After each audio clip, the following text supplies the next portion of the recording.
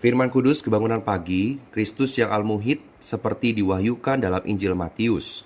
Minggu keempat, Kristus sebagai pusat dari Allah Tritunggal yang telah melalui proses hari pertama. Dasar Alkitab diambil dari kitab Matius pasal 28 ayat 19 dan Galatia pasal 3 ayat 27. Saudara yang terkasih, di luar apa yang telah diungkapkan oleh berita-berita sebelumnya, bahwa Kristus adalah suplai, kenikmatan, penyembuhan, dan perhentian kita, Kristus lebih dari itu, karena dia adalah persona yang al-muhid untuk merampungkan ekonomi kekal Allah. Berita 4 ini membawa kita kepada aspek-aspek Kristus yang paling menakjubkan dan mendalam. Dia adalah pusat, fokus, dan penggenapan tujuan kekal Allah, Allah Tritunggal yang telah melalui proses. Hari pertama ini, kita masuk dalam Romawi ke-1. Ini menjelaskan terlebih dahulu, yaitu wahyu yang jelas tentang Trinitas Ilahi di dalam Injil Matius pasal 28 ayat 19. Wahyu yang paling jelas tentang Trinitas Ilahi ada dalam Matius pasal 28 ayat 19. Karena itu, pergilah, jadikanlah semua bangsa muridku, dan baptislah mereka dalam nama Bapa dan Putra dan Roh Kudus. Ke dalam nama mengacu kepada personanya.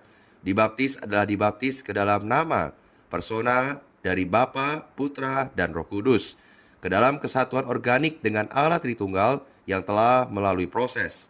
Seperti dalam Roma pasal 6 ayat 3, atau tidak tahukah kamu bahwa kita semua yang telah dibaptis dalam Kristus telah dibaptis dalam kematiannya? Dan Galatia pasal 3 ayat 27, karena kamu semua yang dibaptis dalam Kristus telah mengenakan Kristus. Kata Yunani yang sama digunakan dalam Kisah Rasul pasal 8 ayat 16. Sebab Roh Kudus belum turun di atas seorang pun di antara mereka, karena mereka hanya dibaptis dalam nama Tuhan Yesus.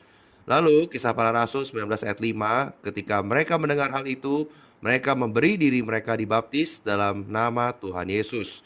Dan 1 Korintus pasal 1 ayat 13 dan ayat 15, adakah Kristus terbagi-bagi? Adakah Paulus disalibkan karena kamu? Atau adakah kamu dibaptis dalam nama Paulus? Sehingga tidak ada seorang yang dapat mengatakan bahwa kamu dibaptis dalam namaku. Membaptis orang ke dalam nama Allah Tritunggal adalah membawa mereka ke dalam kesatuan organik, kesatuan yang rohani dan mistis dengan Dia. Dalam Matius pasal 28 ayat 19, ada satu nama bagi Trinitas Ilahi. Nama adalah jumlah total diri ilahi, sama dengan personanya. Membaptis orang beriman ke dalam nama Allah Tritunggal adalah membenamkan mereka ke dalam segala adanya Allah Tritunggal. Percaya adalah percaya ke dalam Kristus, dan dibaptis adalah dibaptis ke dalam Kristus. Oleh iman dan baptisan, kita telah masuk ke dalam Kristus, mengenakan Kristus, dan disatukan dengan Kristus. Baptisan yang dilakukan dengan cara yang benar dan murni dan hidup menaruh kaum beriman ke dalam nama Allah Tritunggal, nama ilahi, ke dalam Kristus, persona yang hidup, ke dalam kematian Kristus yang efektif, dan ke dalam tubuh Kristus, organisme yang hidup. Sehingga kaum beriman dapat masuk ke dalam kesatuan organik bukan hanya dengan Kristus, tetapi juga dengan tubuhnya. Selain itu, baptisan membawa kaum beriman keluar dari keadaan lama mereka dan masuk ke dalam keadaan yang baru, mengakhiri hayat lama mereka dan menumbuhkan mereka dengan hayat baru Kristus, sehingga mereka dapat hidup dalam tubuh Kristus, suatu organisme dengan unsur Allah Tritunggal. Dalam 2 Korintus pasal 13 ayat 13 mengatakan, kasih karunia Tuhan Yesus Kristus dan kasih Allah dan persekutuan Roh Kudus menyertai kamu sekalian. Di sini menunjukkan bahwa Allah adalah 3 dalam 1. Dalam Matius pasal 28 ayat 19, Tuhan berbicara tentang 3 persona, Bapa, Putra, dan Roh Kudus. Ketika dia berbicara di sini tentang nama Bapa, Putra, dan Roh Kudus, nama berbentuk tunggal dalam teks aslinya. Ini berarti bahwa Bapa, Putra, dan Roh adalah 3. Namun namanya adalah 1. Satu nama untuk 3 persona itu benar-benar misterius dan mewahyukan bahwa Allah adalah 3 dalam 1.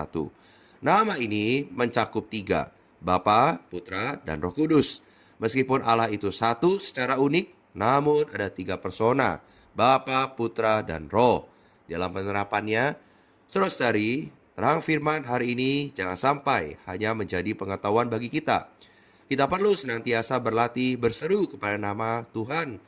Ketika kita berseru, "Oh Tuhan Yesus," kita mengalami Allah Tritunggal yang telah melalui proses.